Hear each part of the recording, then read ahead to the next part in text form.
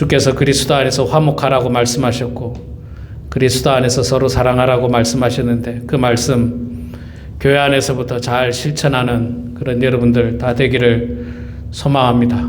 그래서 진심으로 서로 사랑하시고 또 서로 화목하시고 또 주의 은혜가 넘치는 우리 모두가 되기를 소망합니다. 오늘 제가 딱 보니까 우리 교회 올 수 있는 분이 한 4분 정도 안 오셨어요. 4분 정도 안 오셨는데 혹시 예배 마치고 오시거든 비웃지 마시고 모르는 척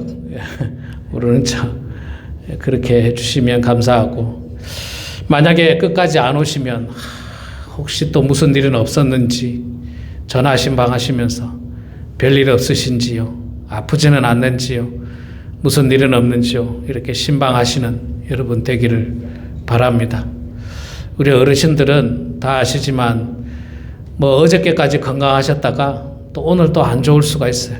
오늘 또 안 좋아서 교회 못 나올 수도 있고, 또 그러니까 여러분들 관심 많이 가져주시고 또 이렇게 전화 신방 또 만나고 또 그리스도 안에서 또 서로 격려하는 우리가 다 되기를 바랍니다. 자, 우리가 계속해서 로마서 말씀을 지금 보고 있습니다. 1장과 2장의 말씀을 통해서 우리가 하나님 앞에 죄인이라고 하는 사실을 알게 되었습니다. 하나님의 말씀인 율법을 받은 유대인들도 죄인이고 또 이방인들도 마찬가지로 죄인이라고 이야기했습니다. 다 죄 아래에 있다고 성경에서 오늘 말씀에서 선언을 하고 있습니다. 그런데 복음을 전하다 보면, 노방전도를 하다 보면, 제가 이 20대 초반에 한국에 있을 때 노방전도를 많이 했습니다. 우리 교회 청년회에서 정기적으로 노방전도를 했어요. 나가서 이제 복음을 전하고 믿지 않는 사람들에게 복음을 전할 때, 이 복음을 전할 때 시작하는 포인트 중에 하나가 우리가 죄인이라는 겁니다. 우리가 죄인. 거기서부터 말씀이 시작돼야 되는데, 그 노방전도를 할 때 그 이야기를 하다 보면 대부분의 사람들이 자신은 죄인이 아니라는 거예요. 나는 죄 없습니다. 내가 죄 지은 적이 없습니다. 그런 이야기를 비교적 많이 합니다. 믿지 않는 사람들은 난 죄 없습니다. 어쩌면 이곳에 앉아 계신 여러분들도 그렇게 말할 수 있을 것 같아요. 목사님, 저는 그렇게 큰 죄를 지은 기억이 없습니다. 죄가 없는데 왜 자꾸 저에게 죄인이라고 말씀하시는지요? 왜 저에게 다 죄 아래에 있다고 이야기하는지요? 나름 바르게 살려고 노력하고 애쓰면서 살아왔는데 저를 죄인이라고 말씀하시는 게 불편합니다 라고 이야기하는 사람이 있을 수도 있습니다. 그러나 그럼에도 불구하고 우리가 하나님의 거룩함 앞에 우리의 모든 벌거벗겨진 모습들을 되돌아보면, 우리 마음속을 투명하게 들여다보면 우리 모두는 하나님 앞에 별 수 없는 죄인이라는 사실을 깨닫게 됩니다. 죄인이기 때문에 예수님이 필요합니다. 죄인이기 때문에 구원이 필요합니다. 누가복음 5장 23절에 예수님께서 분명히 말씀하셨습니다. 내가 의인을 부르러 온 것이 아니요 죄인을 불러 회개시키러 왔노라. 예수님께서는 이 땅에 오신 목적이 분명합니다. 죄인을 만나기 위해서 오셨다고 합니다. 의인을 만나려고 오신 것이 아닙니다. 죄인을 만나기 위해서 이 땅에 오셨다고 합니다. 그런데 이 땅에 의인이 있느냐? 하나도 없다고 또 선언하고 있죠. 의인은 없으니 하나도 없다. 하나도 없고 다 죄인이라고 성경에서 말씀하고 있습니다. 그러니까 말하자면 예수님은 이 땅에 모든 사람을 만나러 오신 거예요. 죄인인 모든 사람을 만나러 오신 것입니다. 그렇기 때문에 우리도 예수님이 필요하고 예수님의 복음이 필요하고 예수님께서 베푸시는 구원의 은혜가 필요한 것입니다. 우리가 이렇게 거룩한 모습으로 앉아 있지만, 좋은 옷을 입고 정장을 입고 앉아 있지만 그러나 우리 역시 별반 다를 게 없는 죄인이라고 하는 사실. 세상의 많은 사람보다 먼저 예수님을 알아가지고 교회는 출석하고 있지만 그러나 우리도 역시 그들과 크게 다르지 않는 죄인이라는 사실을 우리는 깨닫게 됩니다. 그래서 오늘 9절 말씀에 이렇게 시작합니다. 그러면 어떠하냐? 우리는 나으냐? 결코 아니라. 자, 그러면 어떠하냐? 약 1장, 2장 말씀을 통해서 쭉 이야기하면서 우리가 다 죄인이라고 이야기했습니다. 유대인도 죄인이고 이방인들도 죄인이고 다 죄인인데 그러면 어떠하냐? 우리는 나으냐? 우리는 괜찮으냐? 우리는 죄인이 아니냐? 그렇지 않다. 결코 그렇지 않다 이야기합니다. 우리도 역시 마찬가지라는 것을 이야기를 하고 있습니다. 비교적 수년 전부터 교회를 다녔는데 또 수년 전부터 예수를 알았는데 그래서 나름대로 하나님 말씀대로 바르게 살려고 애를 썼지만 그러나 그럼에도 불구하고 크게 다르지 않다는 겁니다. 그리고 여기서 말하는 우리는 어떠하냐, 우리는 나으냐, 너희는 어떠하냐, 우리는 나으냐. 여기서 말하는 우리는 유대인을 지칭하기도 하지만 지금 현대를 살아가고 있는 우리 그리스도인들을 지칭한다고 볼 수 있습니다. 예수를 믿는 사람, 예수를 믿는다고 교회를 출석하는 사람, 수년 동안 교회를 다닌 사람, 교회에서 직분을 가지고 신앙생활하는 사람, 너희들은 나으냐? 라고 질문을 던지고 바울이 바로 대답합니다. 결코 아니라. 나은 게 없다. 나은 게 없다.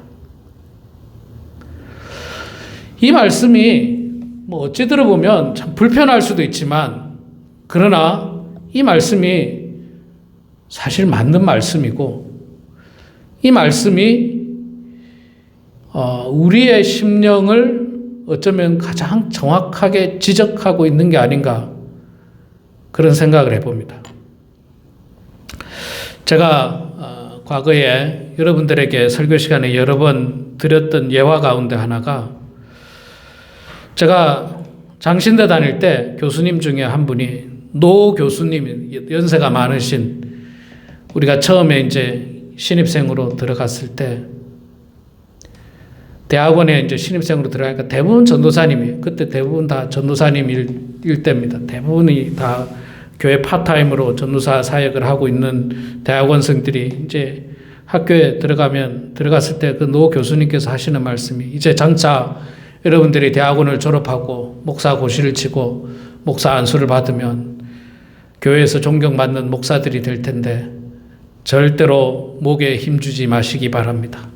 어깨에 힘주지 마시기 바랍니다. 여러분들은 세상의 모든 사람보다 더 많이 구제불능이기 때문에 하나님께서 여러분들을 목사로 삼아야만 구원시켜 줄 수 있기 때문에 목사로 삼았다라고 생각하십시오. 그런 말씀을 하더라고요. 구제불능이라는 거예요. 신학생들을 앉혀놓고 여러분들은 구제불능입니다. 구원받을 수 없는 존재들이었습니다. 그리고 여러분들 그냥 교회에다 놔두면 여러분들 아마 나중에 교회를 떠나게 될 가능성이 많은 존재들이기 때문에 하나님께서 교회 떠나지 못하도록 아예 잡아가지고 매일 성경을 보지 않으면 안 되도록 목사로 만들어줬다는 거예요. 그래야만 여러분들은 구원받을 수 있기 때문에 목사로 삼았으니까 절대로 목에 힘주거나 의시되거나 잘난 척 하지 말라고 그렇게 말씀하셨던 것이 늘 기억에 남습니다. 저는 그 목사님의 말씀을 굉장히 공감합니다. 다른 사람은 다 처치하고 제 자신을 되돌아보면 충분히 그럴 수 있겠다. 내가 만약에 목사가 아니었으면 얼마나 세상적으로 살려고 했을까 하는 생각을 제가 여러 번 했었습니다. 왜냐하면 저는 노는 걸 참 좋아하거든요. 노는 걸 참 좋아합니다. 취미를 좋아하는, 등산도 좋아하고, 여행도 좋아하고, 스포츠도 좋아하고, 뭐도 좋아하고, 다 좋아합니다. 그러면 교회 안 다니고 놀러 다닐 수도 있었을 거라고 생각이 들어요. 아니면 뭐 1년에 한 서너 번만 교회 나오고 그러면서 교회 다니는 성도라고 생각하고 그렇게 했을 수도 있습니다. 그런데 하나님께서 저를 목사로 삼아 주시니까요. 놀러 못 가게 꽉 잡아 붙들어 매셨고 성경을 안 볼래야 안 볼 수가 없어요. 성경을 안 볼 수가 없어. 매일 안 볼 수가 없어요. 뭐 매일 이 새벽 기도 하지 않습니까? 매일 말씀을 봐야 돼. 매일매일 봐야 돼. 이거 진짜 뭐 일주일에 하루라도 안 볼 수가 없어요. 매일 봐야 되죠. 목회자를 하다 보니까 기도 안 할 수가 없어. 기도할 일이 너무너무 많아요. 기도할 일이. 기도 안 하고 쉴만 할 때 되면 기도할 만한 일들이 생겨납니다. 기도할 만한 일들이 생겨나요. 가정에서 생겨나고 교회에서 생겨나고 인간관계에서 생겨나고 기도할 일들이 생겨나요. 기도 안 할 수도 없고 성경을 안 볼 수도 없고 교회 안 나갈 수도 없고 그냥 하나님께서 저를 구원시키시려고 목사라고 하는 좋은 타이틀이 아니라 족쇄를 그냥 채워주셨어요. 족쇄를. 그러면 너희는 어떠하냐? 너는 나으냐? 결코 아니라 바울이 저에게 하는 말씀 같아요. 그리고 우리들에게 하는 말씀 같습니다. 아이고 목사님 그래도 제가 우리 할아버지 쪽부터 믿었던 사람입니다. 우리 아버지가 목사고 우리 할아버지도 목사고 뭐 이런 집안에 계시는 분들도 있을 거예요. 그러나 그분들도 역시 마찬가지예요. 그분들도 너희는 나으냐? 결코 아니라 낫지 않다는 거예요. 별반 다르지 않다는 거예요. 사실 여러분 유대인들이 있잖아요. 예수님에게 책망받은 유대인들이 그들이 위선이 있었고 그들에게 외식하는 게 있었던 것은 분명한 사실입니다. 그러나 유대인 중에도 경건한 유대인들이 있었어요. 경건한 유대인들이 있었습니다. 하나님 말씀대로 살려고 무척이나 애를 쓴 사람들이 있습니다. 정말 애쓴 사람들이 있어요. 열심히 기도했고 열심히 구제하고 열심히 성경을 읽고 필사하고 복음을 전하고 하나님대로 말씀대로 살려고 하는 유대인들도 있었습니다. 이방인들도 역시 마찬가지입니다. 여기 본문에서 나오는 이방인들이라고 하는 사람들은요, 주로 헬라인들, 로마인들을 말하고 있는데, 여러분, 헬라인들, 로마인들은요, 당시 전 세계에서 가장 우월한 민족이었어요.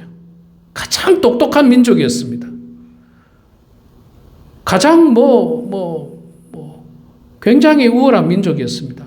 헬라 문화 속에서 나온 아리스토텔레스 그 철학 속에서 나온 수학, 여러 가지 어떤 인문학, 과학, 이 모든 것들이 지금도 그대로 사용되고 있습니다. 지금도 다 배우고 있지 않습니까? 학교에서 배우고 그 철학을 중심으로 그 원리를 중심으로 민주주의가 발전하고요. 그 원리를 중심으로 법치국가들이 만들어진 것이 지금도 그 원리 속에서 나온 겁니다. 그만큼 이방인들, 당시 이방인들, 헬라인이라고 하는 이방인들은 굉장히 지적이었고 젠틀했고 학문적이었고 아주 민주적인 법치주의였고 굉장한 사람들이었습니다. 물론 그들이 우상을 섬기는 결정적인 죄를 범해서 그것이 문제였지만 다양한 신전에서 다양한 신들을 모시고 우상 숭배한 것이 문제였지만 그것을 제외하고 다른 것들을 이렇게 살펴보면 그들에게도 훌륭한 점들이 상당히 많이 있었습니다. 그들을 향해서 사도 바울은 죄인임을 이야기하고 선언했는데 그들에 비해서 우리는 나으냐? 우리는 나으냐? 결코 아니라. 결코 아니라. 지금도 여러분 이스라엘 가면 유대인들은요. 철저한 유대인들 중에는 정말 율법의 말씀대로 살려는 사람 많아요. 정말 많습니다. 제가 이스라엘 성지순례 갔을 때 통곡의 벽에 가면요. 개신교 성도들도 많지만 유대인들도 참 많거든요. 유대인들은 표가 나잖아요. 이렇게 머리에 이게 터빈입니까? 머리에 쓰는 걸 쓰고 와서 그 앞에서 기도하잖아요. 그 앞에서 기도하고 앞에다가 책상을 놓고 기도문을 쓰는 사람도 있고 성경을 쓰는 사람도 있고 그 앞에서 열심히 기도합니다. 얼마나 그렇게 열심히 하는지 몰라요. 날이 제가 갔을 때도 엄청 더웠거든요. 그 동네가 원래 더운 동네지 않습니까? 더운 동네. 그런데 그 땡볕이에요. 그늘도 없습니다. 그냥 땡볕이에요. 그냥 땡볕. 거기에서 그냥 벽 붙들고 하나님 앞에 기도하는 거예요. 얼마나 열심히 기도하는지 몰라요. 눈물 흘리며 기도하고. 그런 훌륭한 사람들이 없지 않아 있었습니다.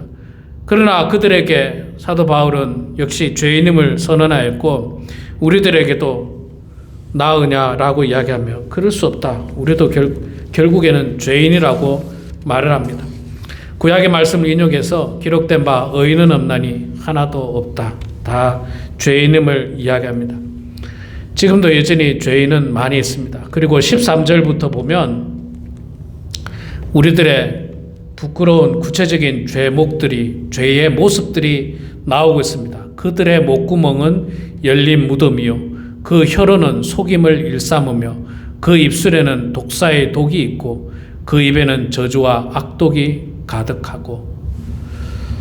이게 우리의 모습이라고 바울은 이야기합니다. 이 말씀 속에 목사님 저는 그렇지 않습니다. 제 목구멍은 열린 무덤도 아니고 혀로는 속임을 말하지도 않고 저는 한 번도 누군가를 속여본 적도 없고 거짓말한 적도 없고 입술은 항상 선하였고 제 입으로 나오는 모든 말은 저주와 악독은 한 번도 없었고 정말 좋은 말만 있습니다. 라고 말할 수 있는 사람이 없을 것입니다. 우리는 입만 열면 그 속에서 추악한 독사의 독과 같은 말들이 더 많이 나옵니다. 얼마나 많이 나오면 야고보 사도는 그래서 아예 입을 닫으라고 이야기합니다. 아예 입을 닫으라. 아예 입을 닫으면 좀 낫다. 좀 낫다.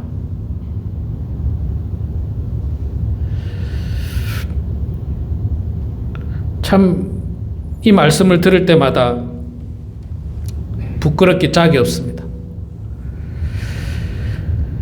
우리는 상대방에 대해서는 너무나도 쉽게 정죄를 합니다. 나쁜 사람이라고, 저 사람 나쁜 사람이라고.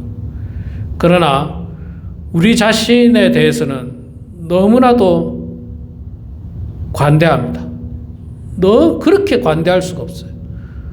자기 자신에 대해서는 그렇게 관대하고 그렇게 사랑이 넘쳐날 수 없습니다. 그러나 상대방에 대해서는 관대함이라고는 찾아볼 수도 없고 사랑이라고는 찾아볼 수도 없습니다.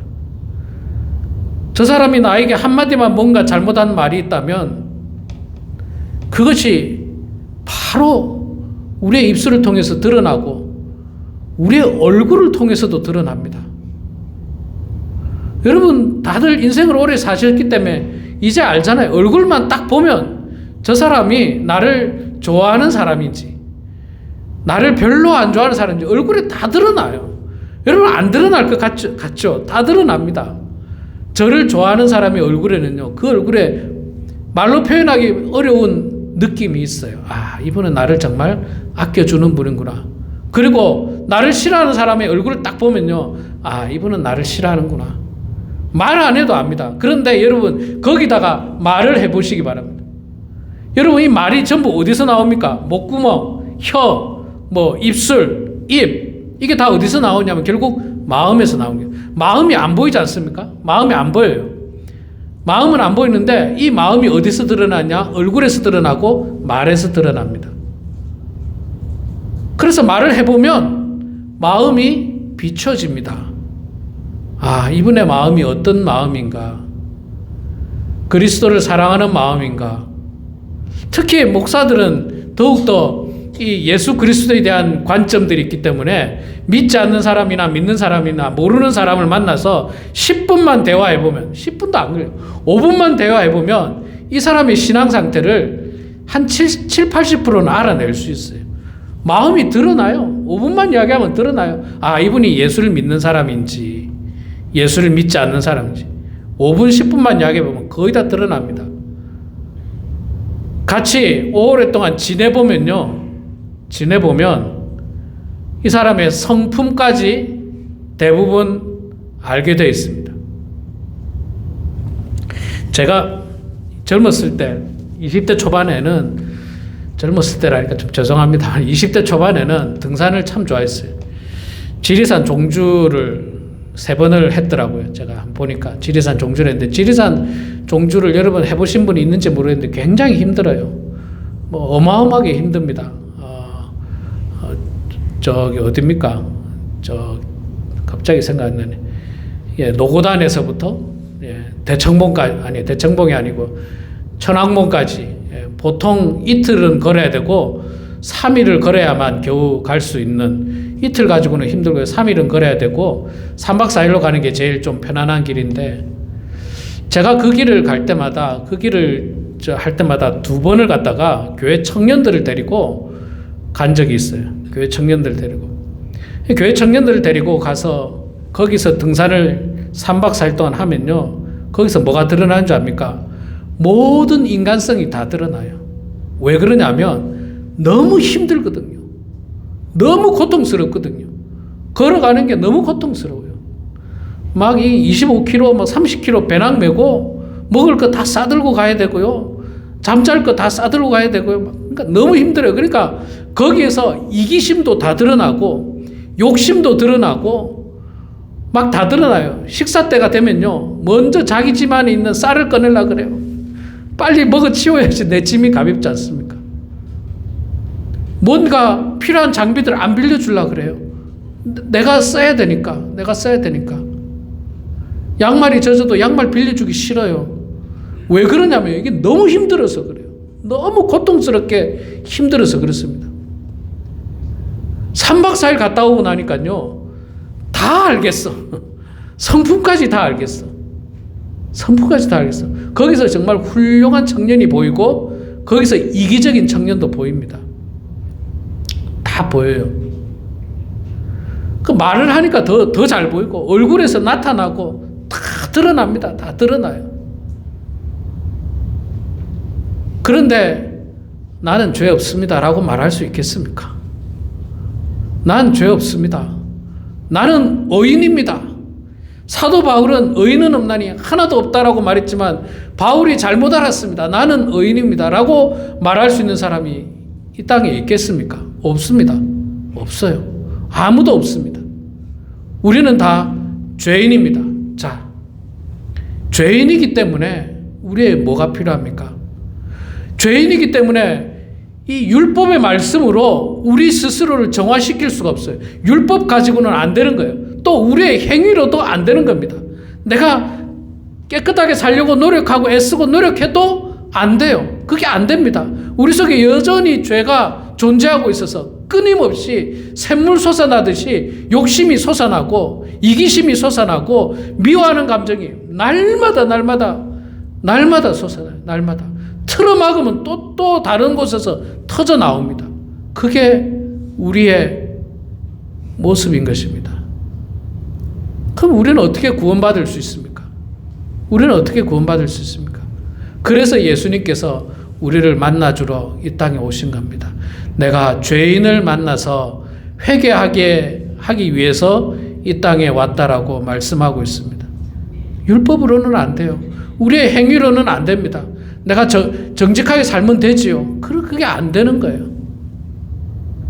그래서 우리는 예수 그리스도를 믿는 믿음으로 말미암아, 그분 자체가 복음인데 그 예수 그리스도로 말미암아 우리가 구원받을 수 있고 죄의 모든 굴레에서부터 해방을 받을 수가 있는 것입니다.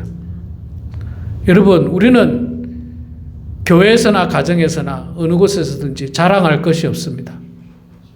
여전히 겸손한 마음으로 내가 죄인임을 고백하면서 저 사람이 분명 나보다 더 나은 점들이 많을 거야. 저 사람이 분명 나보다 훌륭한 점들이 더 많을 거야. 라고 하는 마음을 가져야 됩니다. 그리고 서로 섬기는 마음이 필요한 것입니다. 그런 회개하는 마음을 가지고 있을 때 주님께서는 우리를 찾아와 주시고 우리를 만나 주시고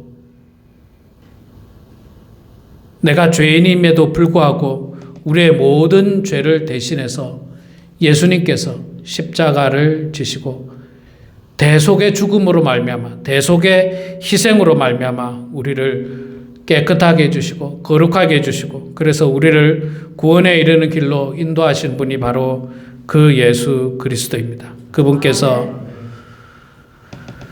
이 땅에 오셔서 십자가를 지신 그날을 기념하면서 우리는 지금 사순절을 보내고 있습니다. 우리 사랑하는 성도 여러분, 바울이 말씀합니다. 그러면 어떠하냐? 너희는 나으냐? 너희는 나으냐? 여러분, 이 말씀을 우리 마음속 깊이 새기면서 묵상하시면서 나는 나은가? 결코 그럴 수 없느니라. 결코 그럴 수 없다고 선언하신 그 하나님의 귀한 말씀을 우리 마음속 깊이 깨달으면서 겸손한 마음으로 그리스도의 보혈을 묵상하고 그리스도의 보혈을 생각하면서 구원에 이르게 되는 놀라운 하나님의 사람이 될 주의 이름으로 축원합니다. 함께 기도하겠습니다. 사랑의 하나님, 은혜를 감사합니다. 유대인만 죄인이 아니었고 이방인들만 죄인이 아니었고 예수를 오래 믿었다라고 말하는 우리들도 결코 낫지 않음을 고백합니다.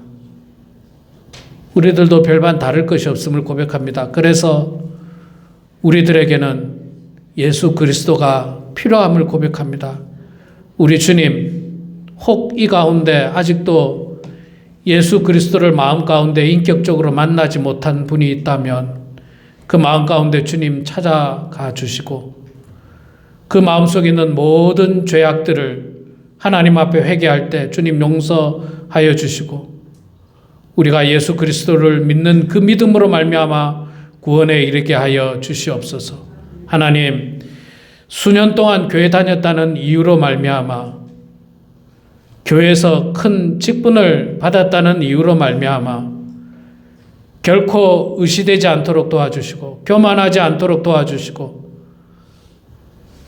자만하지 않도록 도와주시고 가장 겸손한 마음으로 나는 세상에서 가장 구원받기 어려운 사람임에도 불구하고 그래서 하나님께서 나에게 먼저 빨리 예수를 알게 해주셨다라고 하는 생각을 가지면서 늘 하나님 은혜에 감사하며 겸손한 마음으로 우리 주님을 바라보는 모든 성도들 다 되게 하여 주시옵소서.